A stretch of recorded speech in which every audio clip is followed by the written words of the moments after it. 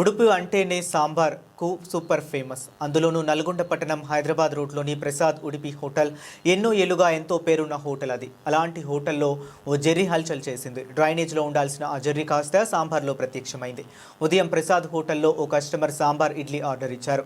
అసలే మనోడు మంచి ఆకలి మీద మంట మీద ఉన్నట్లున్నాడు. అందులోనూ కళ్ళ ముందు వేడివేడి సాంబార్. ఇంకేం లొట్టలేసుకొని మొత్తం లాగించేశాడు. గిన్నెలో సాంబార్ చుక్క కూడా మిగలలేదు.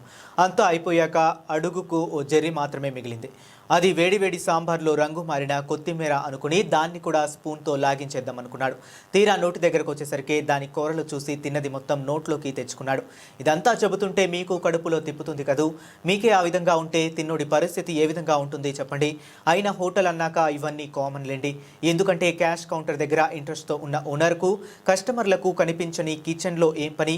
ఈ పరిస్థితి ఒక్క ఉడిపి హోటల్లోనే అనుకుంటే మీరు జెర్రీపడ్డ సాంబార్లో కాలేసినట్లే. కస్టమర్లతో రద్దీగా ఉండే చాలా హోటల్స్లో దాదాపు ఇదే పరిస్థితి ఉండొచ్చు. తస్మాత్ జాగ్రత్త. ఇలాంటి ఘటనలు మీకు అనుభవమే, గుణపాఠమో ఏమో కానీ మీరు హోటల్స్లో ఐటమ్స్ రంగు రుచిని చూసి లొట్టలేసుకొని తినే ముందు కాస్త జెర్రీలు బొద్దింకలను చూసి తినండి అంటున్నారు అక్కడ ఉన్న జనాలు.